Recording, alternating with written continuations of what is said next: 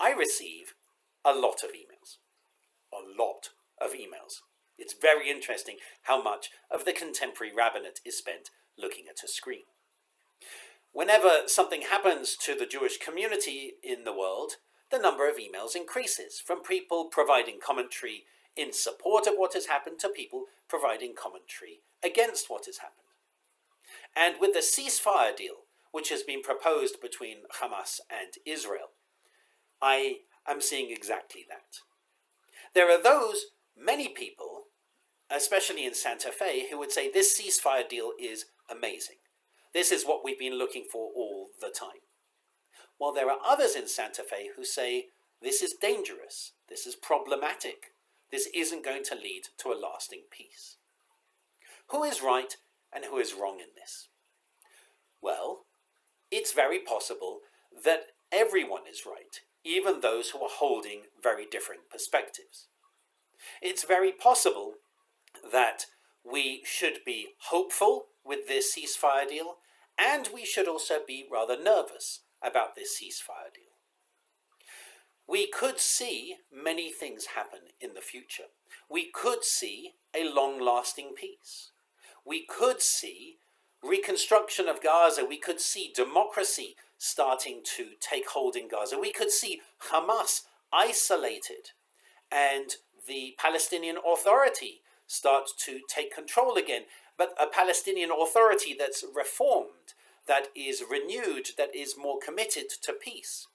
That could be a good thing. Or we could see the opposite.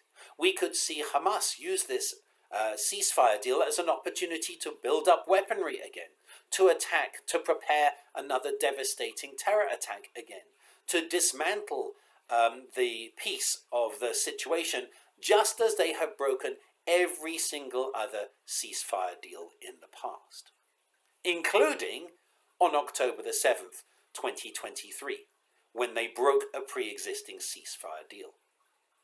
And so it's possible for people to be in favor of this ceasefire deal and for people to be against this ceasefire deal, and both to be correct.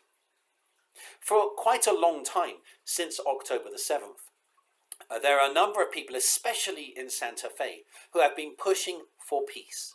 And they would say to me, sometimes in private conversations, sometimes in emails, surely you believe, Rabbi Neil, that we must have a ceasefire. And I would say not necessarily. I don't know that that's necessarily the right thing right now. And that would be very difficult for people. Why would I say that? Because what is the purpose of a ceasefire? We all want peace. We all want a ceasefire. The question is, what form does it take? And how is that ceasefire deal reached? What does it contain? What's really interesting, and which I found, I guess, validating, was this week when US Secretary of State Antony Blinken turned around and said the inordinate amount of pressure on Israel to achieve a ceasefire deal over the last year or so actually made peace more elusive. Because when the focus was on Israel, Hamas became emboldened, on Israel seeking peace and having a ceasefire, Hamas became emboldened and repeatedly backed away from a ceasefire deal. And so saying there must be peace before we can discuss anything else is too simplistic, and always has been for me, because the issue is what kind of peace. Will this current ceasefire deal that is developing at the moment, will this current ceasefire deal actually lead to peace? Because that's what we want. Or will it just allow a temporary cessation of violence before it explodes again, which nobody wants, or no reasonable person could want? And so this is why it's been so challenging, so difficult for us over the last year and a half to make any kind of moral statement as a community. And I know sometimes people have hoped that we would turn around and say, at least say this. What can we say? At least we hope for peace. Of course, everyone hopes for that. So what we've done instead is we've tried to create repeated spaces for members to come together and share their thoughts, share how they're feeling, reflect on the situation, and hear the opinions of others and be able to hear them without debating them. That's why, for example, we created the prayers and poems of pain and peace, which still remains a very powerful collection of readings from a diverse array of our members who came together and shared their thoughts. That's why even at the board level we discussed creating the Joint Dialogue Collaborative, which has now created and led a number of Israel-Palestine dialogues in our community to give people space to share their thoughts. Not to say this is right, this is wrong. Not to judge each other, as we've seen a lot in the Jewish community, locally and around the world. I judge you for not agreeing with me, for not believing the same thing as me, for not holding the same moral line as me. But we can't afford to do that in a Jewish community. I actually think that would be an extremely unhealthy way for a Jewish community to exist. Come as you are doesn't mean bring everyone in who supports your perspective. Come as you are, which is the tagline for our temple, means you personally, come and share how you're feeling. And that's why we've created so many spaces to do that. And yet there has to be a time when clergy stand up and say, here's what I believe. But it has to have that rider of, here's what I believe based on the information that I know. And that's important because very often, particularly Reform Jews, talk about prophetic Judaism. I'm acting as the prophets acted. And there's a risk to that, which is that the prophets actually heard God. God told them what to do, what to say, whereas we don't. And so there's a risk as we're trying to be prophetic Jews or to frame our Judaism in a prophetic model, there's a real risk that we can end up believing that we are doing God's work when we don't know, because none of us have heard God tell us. So there has to be a rider.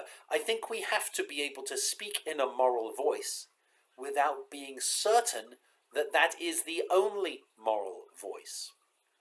And while being able to hold the fact that somebody of a totally different perspective might be also speaking in a moral voice. So when I receive an email saying, I totally support this ceasefire deal, I can say, I totally understand that. And when someone says, I am completely against this ceasefire deal, I can also write back and say, I totally understand that. Neither side is being more moral than the other. So where does that leave me as a rabbi? Am I some wishy-washy, amoral person who can't take a moral stand? Well, I don't think so. And in fact, tonight's sermon, hopefully, will really reiterate that. Because I have real fears about coming years in this country, about those who are moving into leadership roles and what they have said, about stripping rights from individuals, about the harm that they intend to do to certain individuals.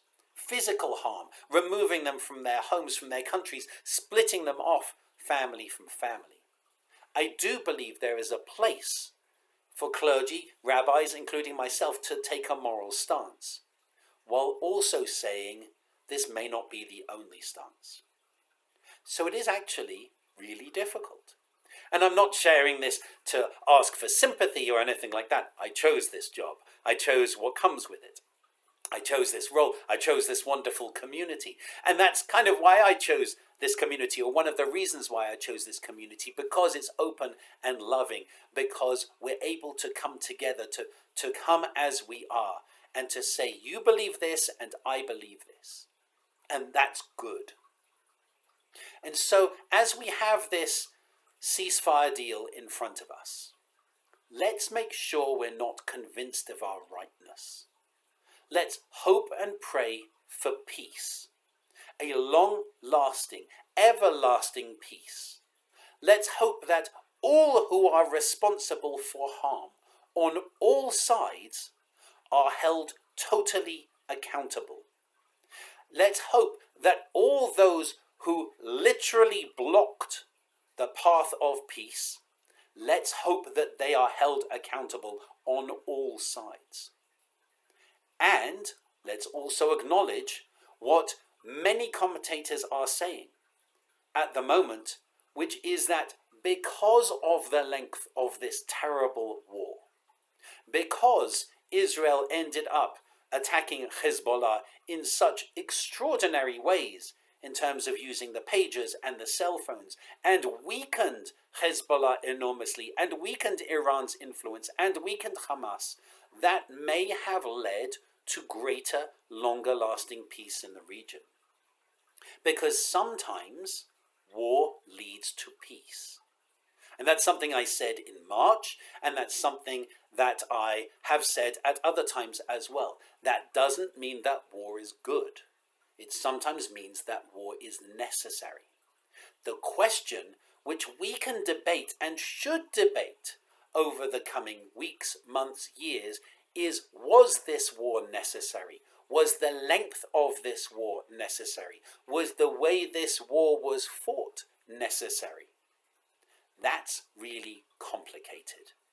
And my hope is that we in Temple Beth Shalom and in the larger community can be generous enough, loving enough to hear other people's perspectives on that, perspectives that are different to our own, and say, I agree that it makes sense that you would think that. I understand why you believe that. I understand why that is moral to you, even if it differs from my morality. I think we have very interesting times ahead of us as a Jewish community. As we hope this ceasefire deal holds, I should say, as I hope this ceasefire deal holds, and I hope that it leads to an everlasting peace, while being nervous about whether it might not. About being nervous whether there are nefarious people in the region on both sides who might use this to prepare for war again. So let's use this moment of a ceasefire deal, not for clarity, not for saying this is the way it must be, this must be a good thing. Let's use this as another time for reflection, to hear different perspectives, and at least be united in one thing, the hope that this is a good thing. Because at the end of the day, that's all we can do, to hope and pray for a long and everlasting peace. So I hope you'll be able to join me this evening, Friday Night Live Band, and a sermon that takes a moral line on a number of things in this country, and hopes to unify us, hopes to bring us together in terms of how we respond to the challenges and how we particularly protect the most vulnerable in our society over the coming years. As well as join us in our Torah study tomorrow, which asks the question, is murder ever acceptable? And it looks at the question particularly based on the Torah portion where Moses kills somebody and looks around and sees that there's nobody around and kills someone. Why does Moses kill that person? We'll look at some commentaries and really have a very interesting discussion. And then please also join us on Zoom or in person on Saturday morning. Last Saturday, we had a number of people join us on Zoom so that we could see them and they could unmute and they could share names and then we could talk to each other afterwards as well. I really hope this is something that's going to happen more and more in our community so that we can be more connected. So please join us in person or streaming this evening. Please join us for Torah study and for our Shabbat Shacharit service tomorrow morning in person and on Zoom. And let us at least be unified together today and every day in the hope for peace. Even if we may have differing opinions on how to get there, at least we're all unified in that one vision. I wish you Shabbat Shalom.